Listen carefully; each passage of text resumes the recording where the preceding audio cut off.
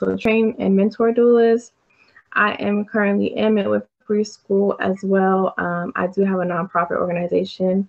And just like mentioned before, I am going to be speaking on the history of obstetrics in the realm of Black maternal health. Afterwards, after the presentation, like as I'm sharing my screen, I don't think you will be able to see me or see my picture, but I'm going to stop sharing the screen afterwards and talk a little bit further about how it still relates to today, as well as affects the morbidity and mortality rates for our sisters today. So I'm going to go ahead and share my screen now.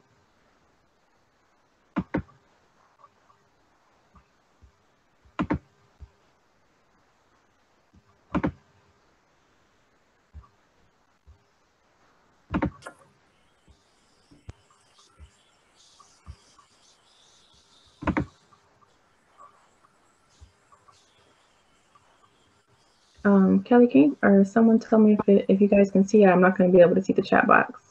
Yes, we can see. Okay. Okay, so history of obstetrics and Black maternal health.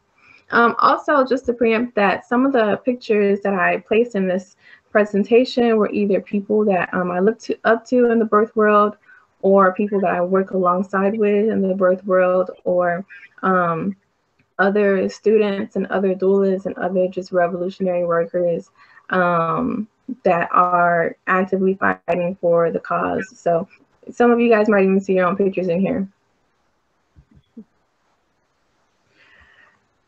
The roots of disparity in maternal health lie within the commodification of enslaved Black women. We must acknowledge this by addressing institutionalized racism and implicit bias in medicine. We need to promote programs, nonprofits, birth workers, and businesses that fight socially embedded health disparities. Okay, tapping into history. James Sims, his research was conducted on enslaved Black women without anesthesia. When we talk about enslaved Black bodies, we need to make sure that we're mentioning that they were enslaved and not necessarily slaves. We don't condone calling our people slaves. Sims wrote in his autobiography, "Lucy's agony was extreme, and I thought that she was going to die. After she had recovered entirely from the effects of this unfortunate experiment, I put her on the table to examine." His statue still sat on the pedestal until 2018. So what does this say about America, and where is the respect held for Black women?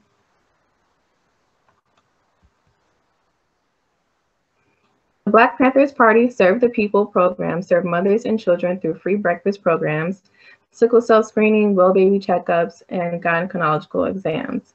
Even with low space and funds, the clinic became sites of social change that supported, celebrated, and empowered Black life. Black birth workers and allies today are still putting in our revolutionary love and work to empower and help the Black birthing community and change the narrative.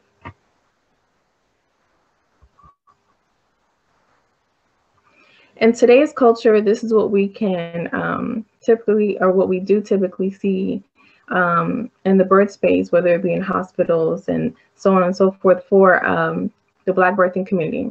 We see abuse and mistreatment, both physical, verbal, and mental. We are shouted at or ignored. We have violation of physical privacy and autonomy. And we're typically being forced to accept treatment that we have declined, which also dates back to past practices. And this is me. I chose to put myself as a picture here because I unfortunately fell victim to all of this.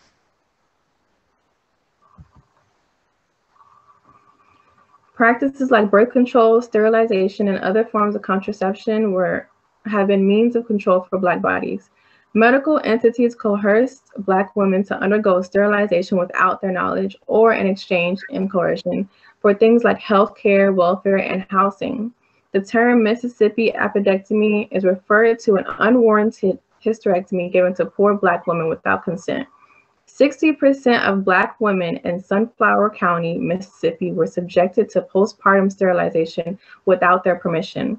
Cesarean sections were also pioneered on Black enslaved bodies. Many of this field's most pioneered surgical techniques were indeed developed on on bodies of enslaved women who were worked on until they were either cured or died.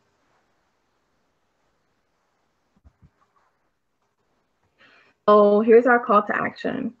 We know the causes of Black maternal mortality and morbidity are mostly due to racism, structural inequities, and lack of access. We must continue to educate all people on the history of Black birth and how it relates to today's culture. We must uplift and support, verbally and monetarily, grassroots birth workers. We must understand that Black birth workers may also be experiencing trauma and racism on top of indirect trauma from relations with clients and their history. We must hold all birth workers accountable for knowing and understanding these issues. Lastly, we need to utilize and work with allies, especially non-POC, due to the traveling distance and power of white voices. We need to recruit safe and unbiased revolutionary doulas and midwives and encourage Black and brown people to become midwives. We need to grant the access of doulas and midwives to Black birthing people through nonprofit organizations. Next, encourage implicit bias and anti-racism training and call out those who pose a risk to Black bodies. These may be people who refuse to take these trainings when directed to do so, or cannot efficiently practice active listening and fail to realize how any of these issues matter. These may also be people who refuse to remain sensitive to issues that promote trauma to the Black community as a whole.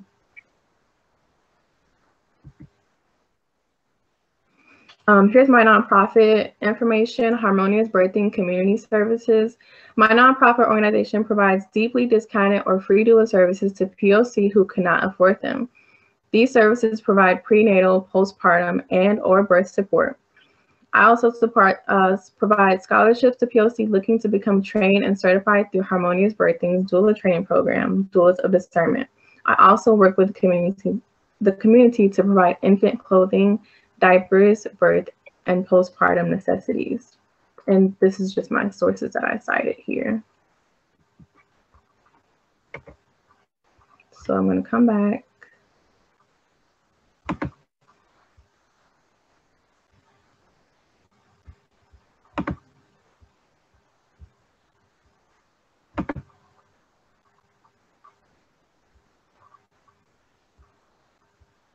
Start my video. Okay, here I am. So as far as in relation to morbidity, I just want to touch on how all those things still touch into today, and it's very easy to forget that sector because everything is always, of course, mortality is fatal. So those women are not coming back. Our sisters are not coming back. However, we also need to lift up those who suffer from morbidity. Some of the pictures depicted my own sisters who suffered, and a lot of the time they suffer in silence. I was one of the people who did suffer. I had PTSD and I had memory loss from the birth of my first child. There's still things today that I cannot recall from the day that I gave birth to him, which is actually today, 5 years ago. A lot of things that happen in the hospital can be, or just in general to Black birthing bodies, can be very traumatizing. And so we do need to truly support grassroots birth workers because they also internalize indirect trauma as well, going through these things.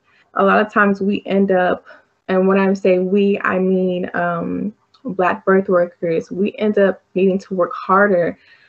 We have to raise our voices more. We have to get the point across a lot. On top of training people or redirecting people or over-explaining how these things pose an issue and cause things like mortality or higher mortality and morbidity rates. I hope you guys enjoyed my presentation. I think that's about it. Oh, I do want to share my book that I did write. I think I wrote this last year. I think January 2020. It's called Our Home Birth with a Midwife. Here it is. Some of you guys already have it. I do book signings. This is actually the first children's book in the US published to depict a Black family having a home birth. If you guys know me, I'm all for representation. So this is available on Amazon.com, or you can just DM me if you want a personal signed copy. Once again, it's called Our Home Birth with a Midwife. Thank you.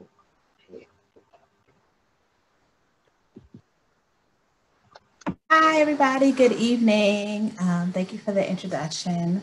As Tashia said, I am a birth and postpartum doula and lactation advocate.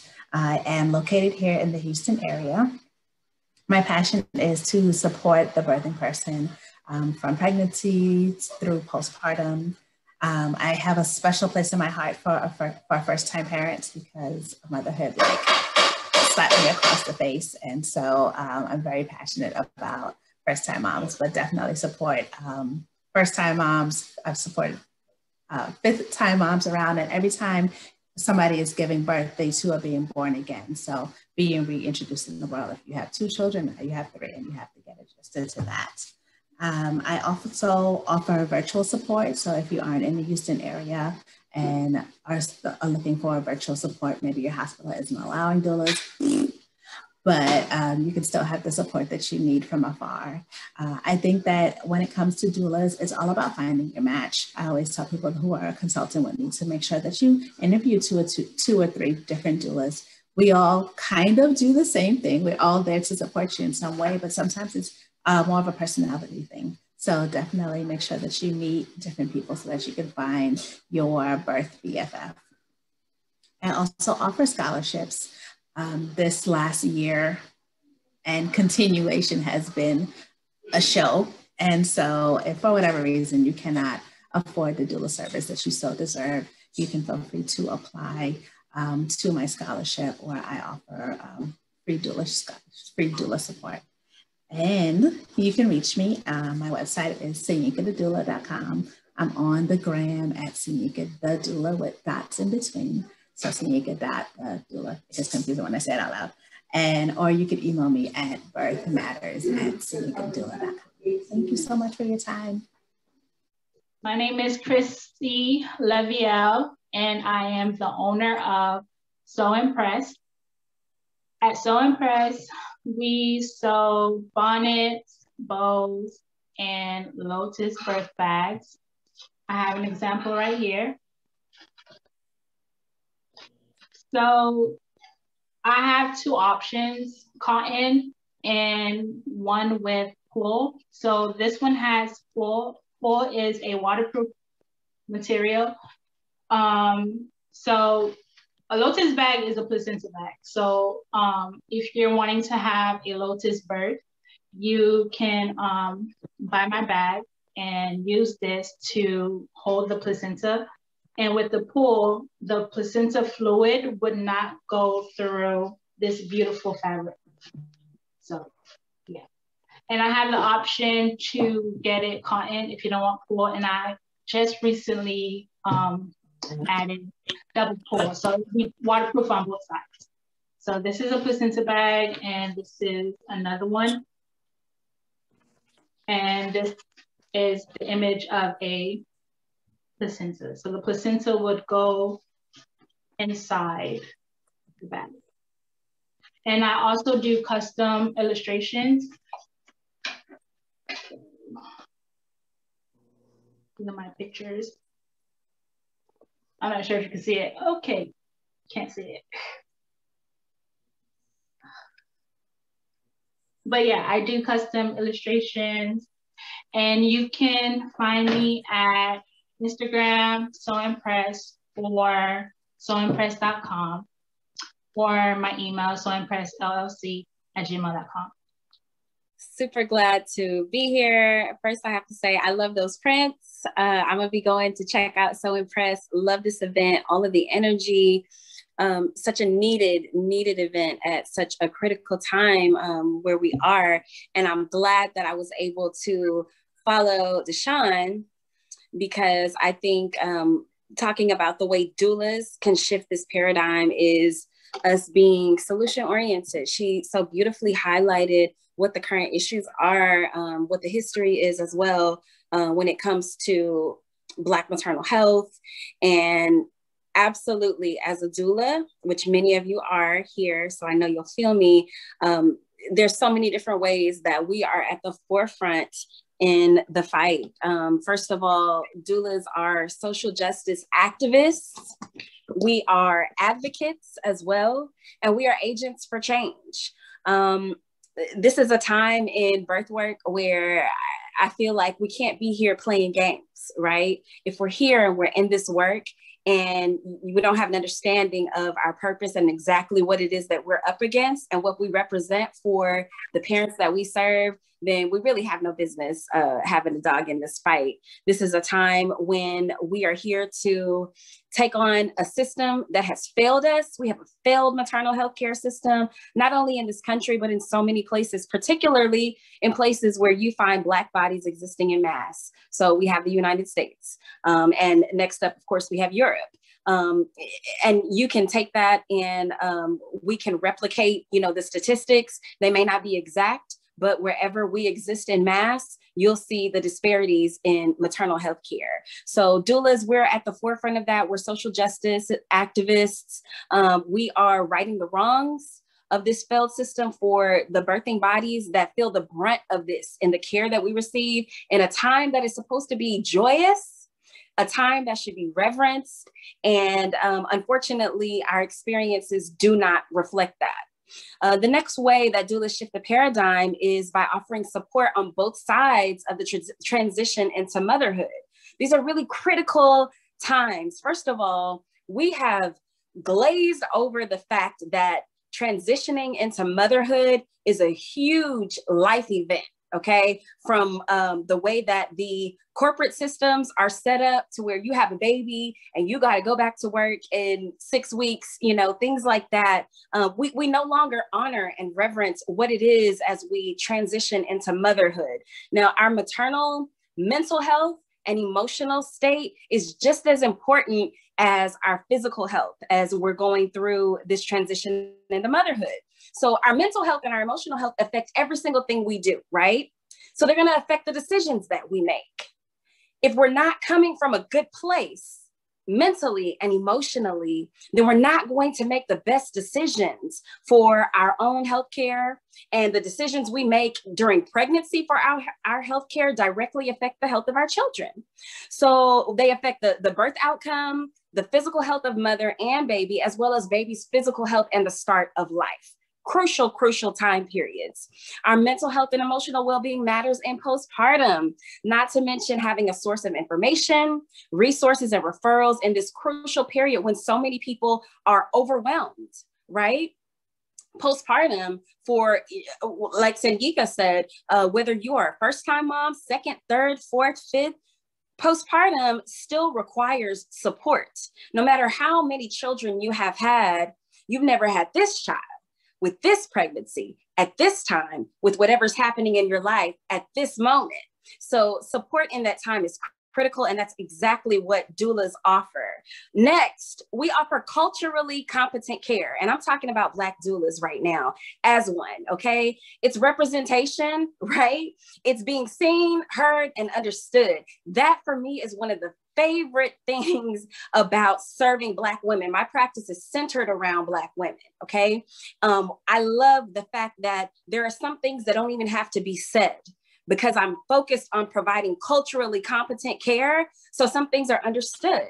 Many of us come to this work after lacking a presence like this in our own birth experiences. I know I did, whether it's lacking a doula or lacking a doula you truly can relate to. In my case, it was having a midwife that I chose for all the wrong reasons, had no connection with her. And that definitely presented so many barriers to the level of care that I received from this midwife.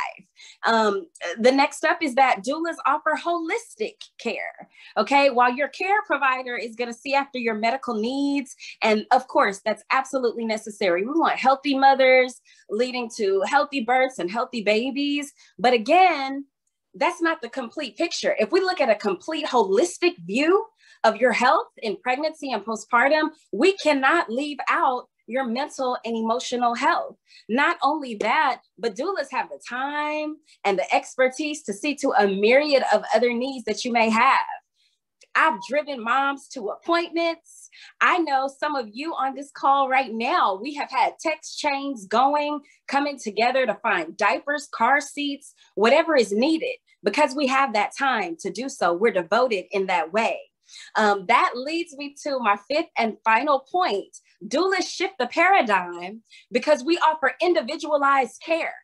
These caregivers are bound by their policies and procedures. So while they may be nice, you know, while they may speak sweet words every now and then, they still are bound by those policies and procedures. So the care that you get is not necessarily always going to be care that's catered to exactly what mom wants and needs. Okay. And that's what it should be about. I heard someone say a good care provider should see themselves as a consultant in your situation. A doula has time to provide the personalized, individualized care that you need. We support mothers in their decisions rather than trying to just sway a mother into making the decision that's our preference. It's not about that. It's all about mothers. Every birthing person deserves a doula.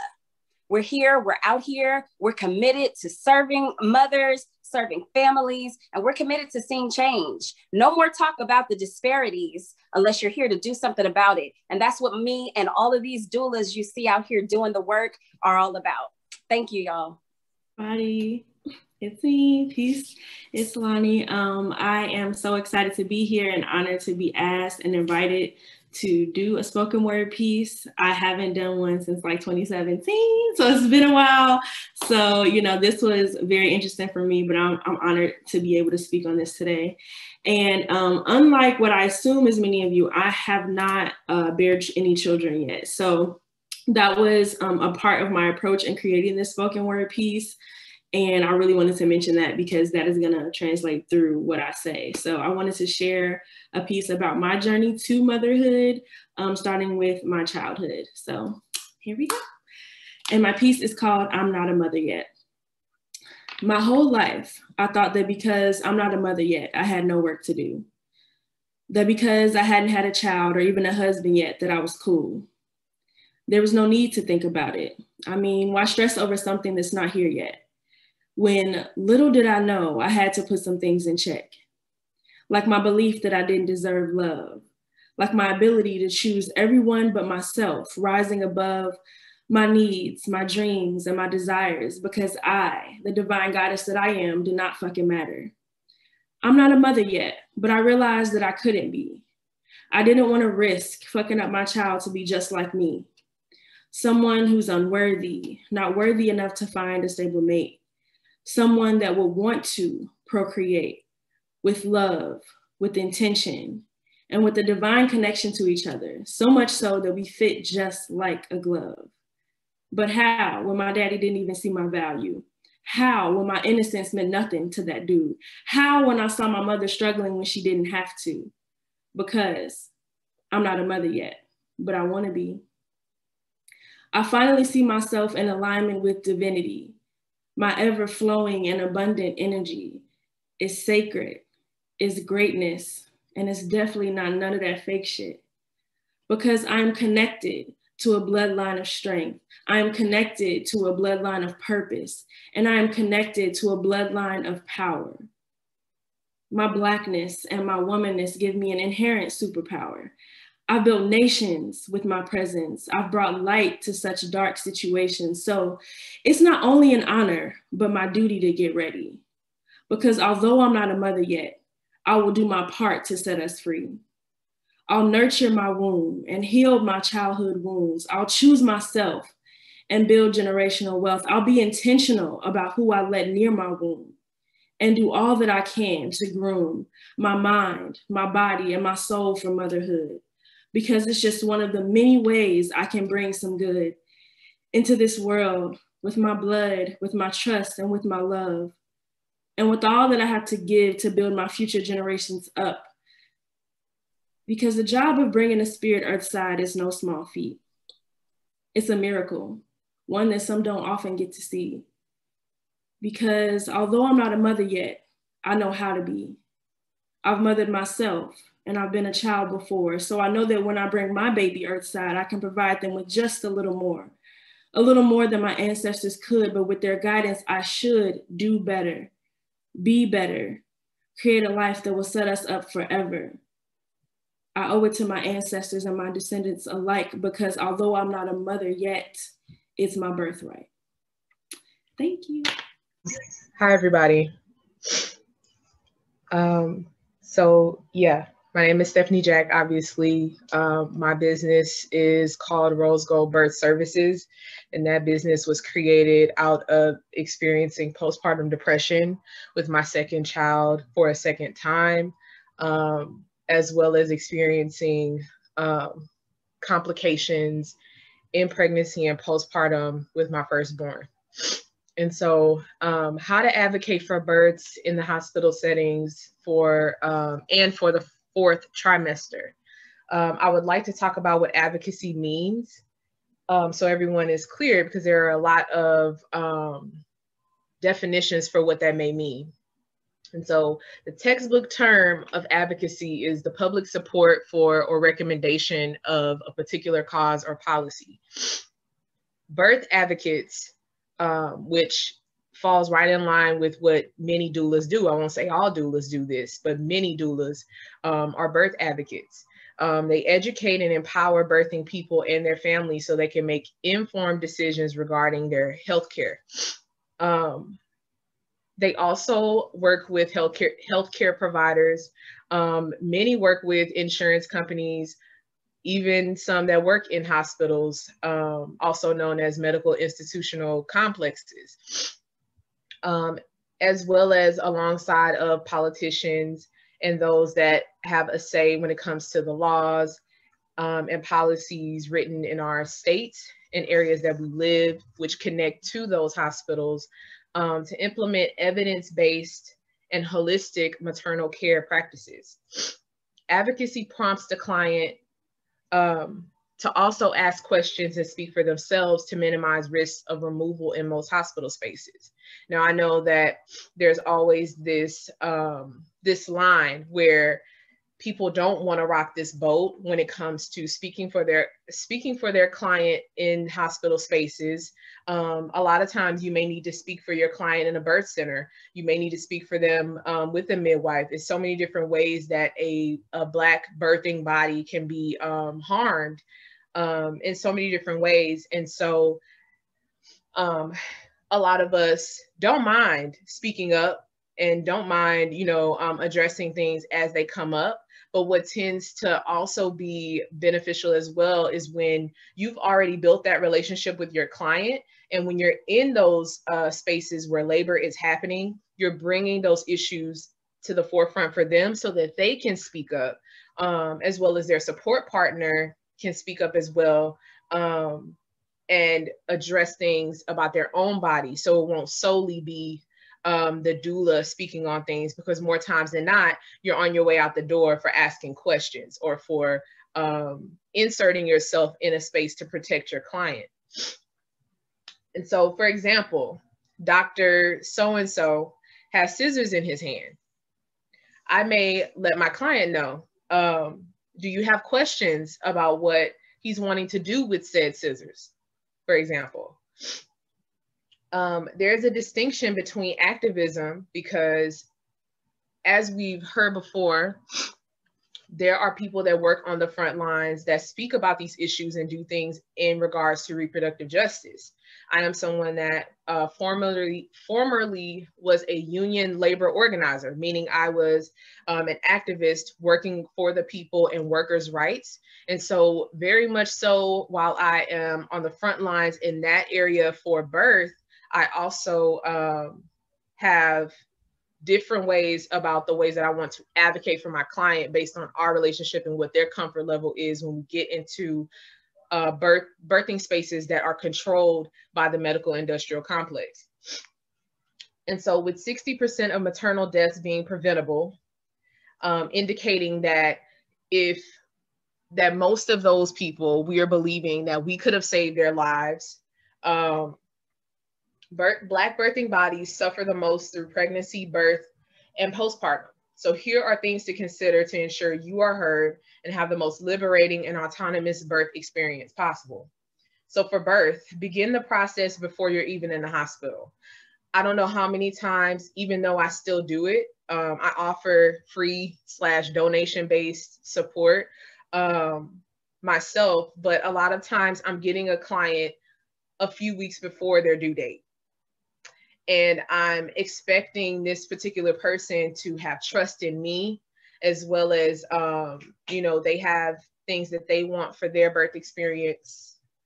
And a lot of times once you get into the birthing space, fear comes in, or putting their provider or the hospital staff or the policies above their own needs and concerns and fears and worries.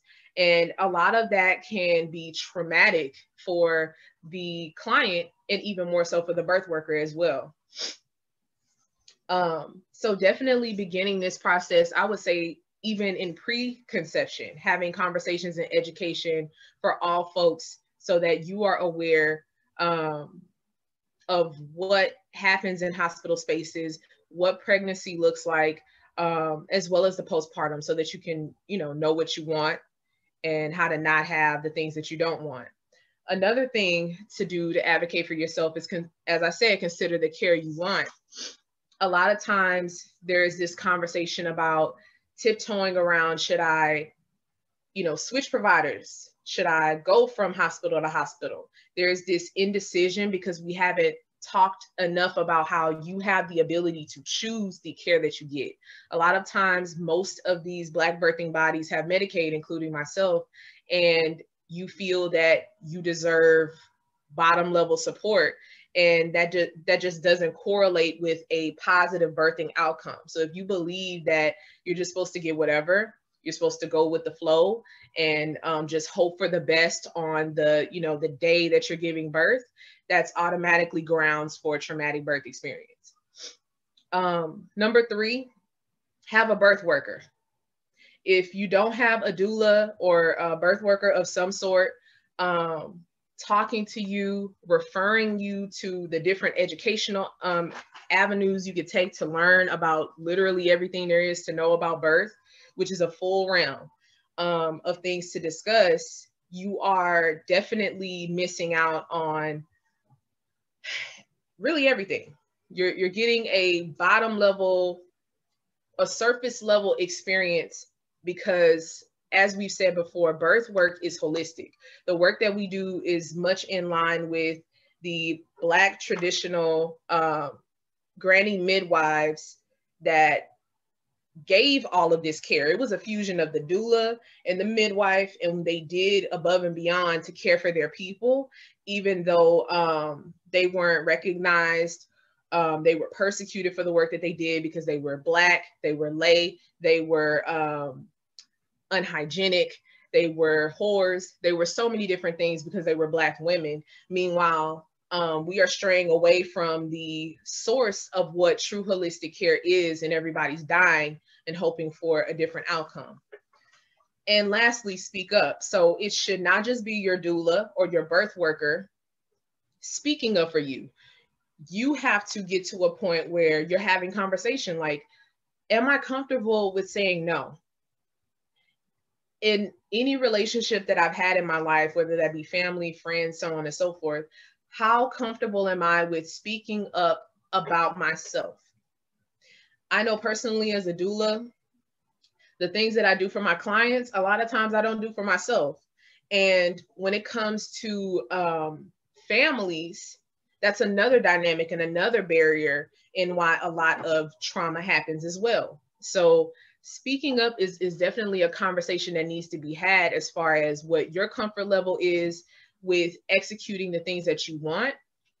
Yeah, I'll leave it at that. The 4th trimester. The 4th trimester refers to the 12 weeks after birth. Many Black birthing people suffer complications within the first 6 weeks, and the effects can occur for even longer. In my first pregnancy, not shortly after that, in the pregnancy itself, I had preeclampsia. I had a traumatic birth in itself where I was not numbed and was sewn up to get, sewn up in the area where I had a vaginal tear. And even further after that, I had what ended up being a urinary tract infection shortly after birth. A lot of times when we are having these preventable deaths, they are occurring within the first 6 weeks, could even be the first week home. You're dealing with issues, and the suffering in silence is one aspect, because people a lot of times are only told, okay, you're going to take your baby to that first week appointment, that 2-month appointment, and then boom, you go and get birth control. And there's no other conversation other than let's go and give you hormones to stop you from having more children. And let's just focus on this baby that you brought into the world. There's no focus on the mother themselves. And so most common like physical complications, some of the top ones that occur are peripartum cardiomyopathy, postpartum hemorrhage, fibroids, and preeclampsia. Those two intersect with one another. And a lot of these are not as harmful, even like fibroids, for example, are not things that are life-threatening. But when you pair it with postpartum, when you pair it with the lack of care that Black birthing bodies experience, that's where you have the deaths come in. That's where you have the morbidity come in. We also have a very common one, which is uterine rupture, as well as spontaneous coronary artery. Even though we have the physical side of things, there is this other aspect of the postpartum that isn't talked about enough and isn't embraced enough, and that is the mental health side. And so mental health care continuously fails Black birthing people. Medicaid, even regular insurance, you work your butt off at this job that's not even paying you anyway, and get this insurance that still doesn't cover mental health, or you have to pay a lot of money to be seen by someone or to get certain prescription medications that you may need.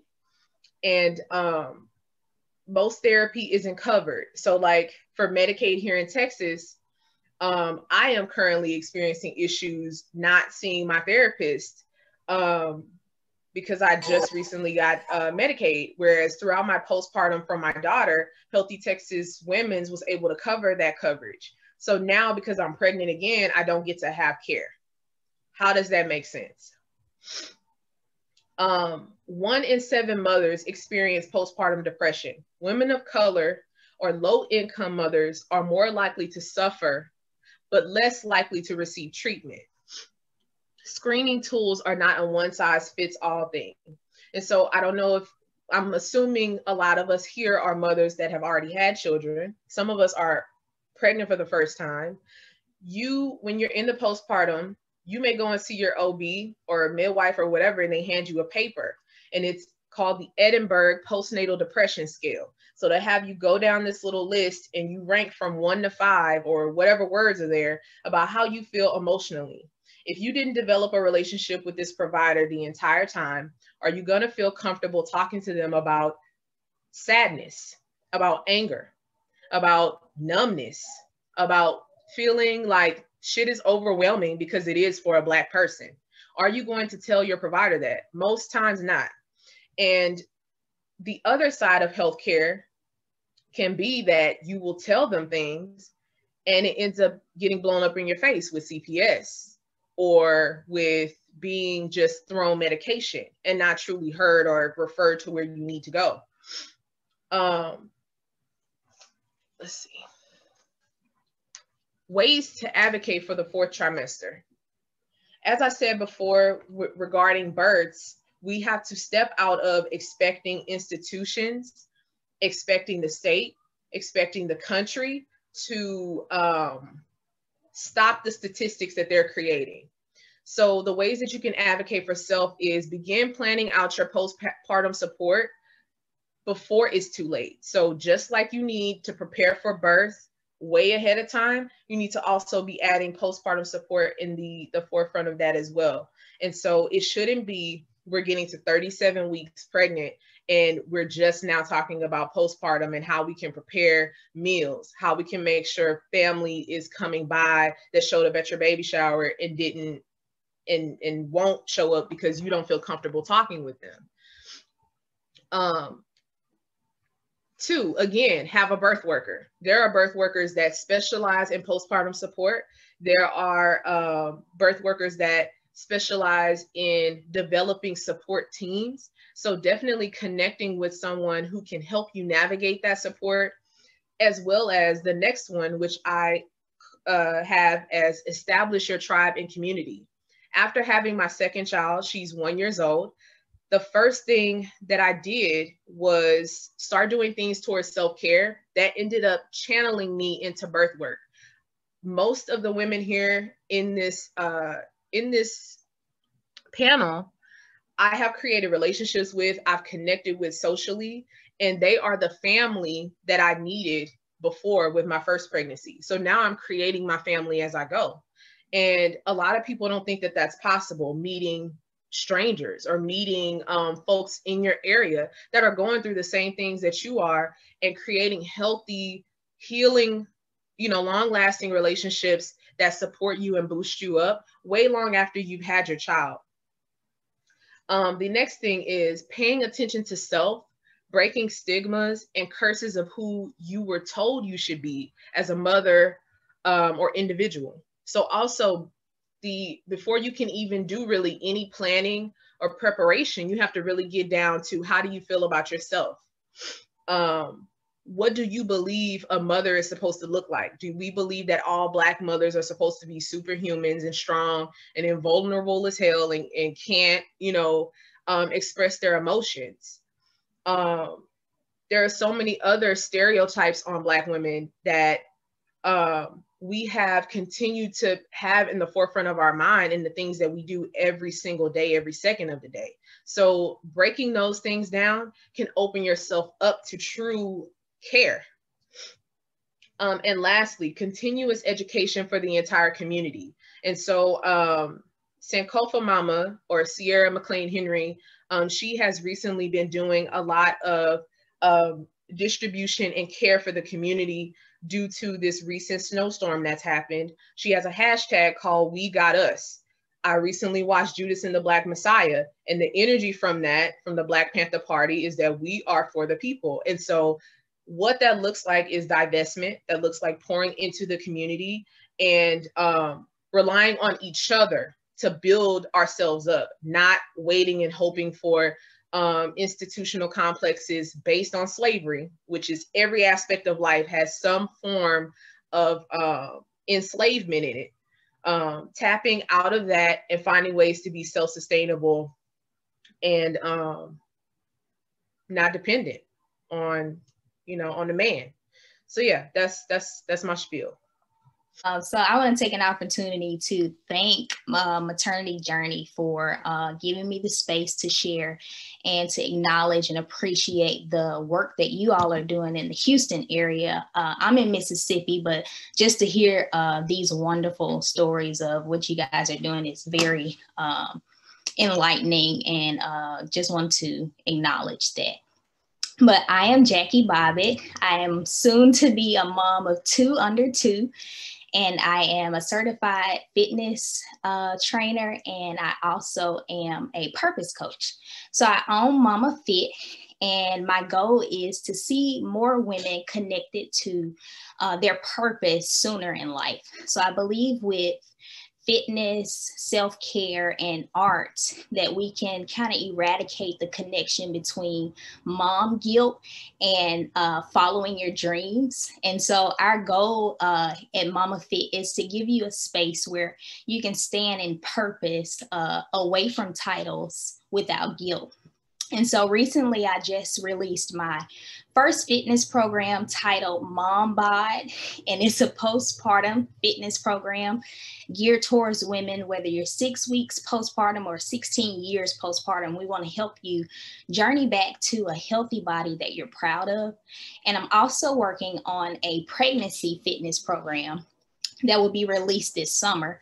And in addition to the fitness programs, I have a blog and a private Facebook group where I'm connecting moms all over the world just to share different recipes, motherhood hacks, vent, and just journey through motherhood together. So you can find all those links on my website at www.mamafitnation.com, and I'll type my Instagram handle in the chat. But I hope to see you on the fit side of things, and I thank you guys for the opportunity. Hey everyone, I'm Tiara Peters. I'm excited to share with all of you this evening a topic that's really dear to my heart: how to prepare for your hospital birth. I had all 3 of my babies in the hospital. They were all vaginal, unmedicated births, but it took some intentionality to prepare for natural births in the hospital. And while we all know that systemic racism is a significant factor in this conversation on Black maternal health and Black morbidity, there are some ways that you can set yourself up to have a safe and satisfying birth in the hospital. If you don't have any other options. We know that it's best that Black mamas have Black midwives attend their births, but if you are planning a hospital birth, here are 5 ways to plan and prepare. Number 1, I cannot emphasize this enough. You want to research and be choosy with your OB. This is something that I emphasize in the classes that I teach, because your care provider plays such a huge role in how your birth goes. 1, they bring into your birth experience their own philosophies on birth, their preferences, the kind of training that they've had, whether it's limited training or experiences that they've had in their training. So they bring all of this into your birth experience, and you don't want to just allow the hospital to assign you an OB based on availability, or you don't want to just go with the OB that maybe you've been seeing since you were a teenager and you started having pap smears. You don't want to just go with an OB because your mama or your sister went with them. You want to go with an OB, one, whose birth philosophy lines up with your own, but also 2, one that will hear you and listen to you. Something that I know that most of us know is causing a lot of the negative outcomes we see, is that Black women are not being listened to. They're not being heard. So you want to make sure you select an OB that will work with you and not make decisions for you. One that will hear you and not ignore you. One that doesn't have their hand on the doorknob every time you come into the office, because they're darting out before you can ask any of your questions. My first pregnancy, my OB was always super excited because I had a list of questions in my notes that I planned to go over with her. And she was grateful that I wanted to know those things, and she was eager to share. For my second pregnancy, which was a twin pregnancy, I was even more intentional, because most of you know, if you're pregnant with twins, you're automatically put in a high risk category. And I knew that my options were limited. So I was recommended a phenomenal maternal fetal medicine doctor who I was told was a natural friendly twin doctor. And my first appointment, I knew he was the one, because when I asked if one of the twins was breech, was that an automatic C-section? He said, no, twins are simply a variation of labor. So instead of, we talked earlier about individualized care, instead of lumping me into a category and saying that I had to get care based on, you know, a certain standard, he realized that my situation was unique from other mothers that he had seen. And that I was super grateful for that. So again, make sure that you choose the right OB and that they listen to you, they make decisions with you, and that their birth philosophy lines up with yours. Number 2, this kind of piggybacks, and much of this is going to piggyback on what Stephanie shared. It's going to be some overlap, but it's important information, so why not say it twice? The second thing you want to make sure that you do is familiarize yourself with the standard policies and procedures at your place of birth. Different hospitals have different policies for women who are in labor, and these policies will impact your birth experience. You want to understand the benefits and the risks of any procedure that's offered to you. You want to ask questions about alternatives, and you also want to just basically understand how these things could increase any potential risk for complications.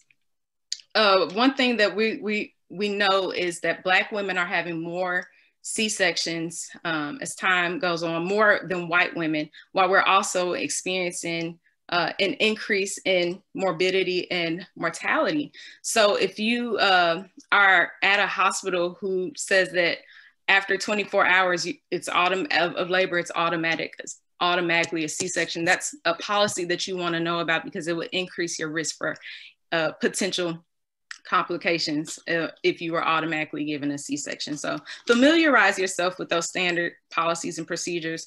Do your research. Ask moms in mom groups on social media about their experiences at these places of birth. Number 3, take responsibility for your health. And as Stephanie said, this not just includes your physical health, but also your mental health. Yes, we know that racism is a significant factor in outcomes that Black women are experiencing.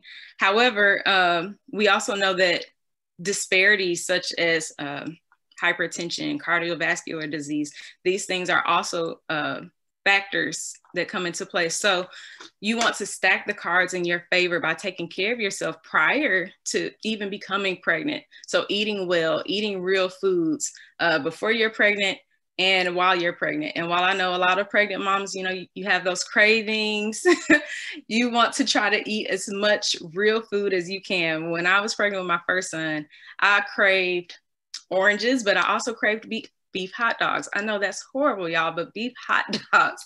So I was mindful of the things that I put into my body other than those beef hot dogs. So take care of yourself, eat well, and be active. I know that's the last thing that a pregnant mama wants to think about, but be physically active, because this is also going to benefit your mental health, taking care of your body and exercising. So that was number 3, take responsibility for your health. Number 4, hire a doula. I don't think I need to go over again the benefits of having a doula. Again, your benefit, your doula is not going to speak for you, but they may prompt you to speak up for yourself. They may help you to navigate any scenarios that you hadn't prepared for that come up, and they may remind you of your birth plan and why you opted for the specifics of your birth plan. So hire a doula. And finally, and also we know that doulas, there's a reduction in mechanical and surgical deliveries if you hire a doula. And finally, number 5, prepare for your postpartum care. One of the things that contributes to maternal death is suicide, postpartum suicide, from women struggling with not only recovering physically, but the new norm, not having the support to cope, the demands of motherhood. So to prepare for yourself postpartum, you want to make sure that you have a tribe in place, a support network with you, people who will bring you meals, do the laundry, hold the baby so you can take a nap if you need to. But we also want to be good students of our bodies during postpartum. You want to, if anything is abnormal or seems off, you want to make sure that you don't ignore it or shrug it off. Sometimes as a new mom, it's easy to not take as much care of yourself because you're investing so much time in caring for your child. So you want to make sure that you're a good student of your body and not shrugging off any potential issues. Ask your care provider what should you be on the lookout for postpartum, because 6 weeks, unfortunately, is such a long time to be seen by your OB. So what are some potential things that could be wrong that you want to be on the lookout for? Do your research and ask questions and look out for those things afterwards. So yeah, those are all of the things that I think could help you to prepare for a hospital birth if you have to have your baby in the hospital.